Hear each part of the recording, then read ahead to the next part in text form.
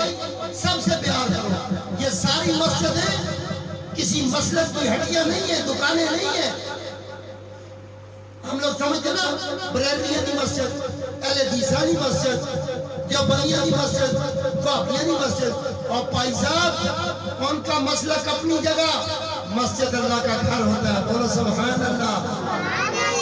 مسجد اللہ کا گھر ہوتا ہے، تو مسلک پرستی نہ کرو، اور زیادہ سے زیادہ حضور کا درود پڑھا کرو، بہت درود پڑھا کرو۔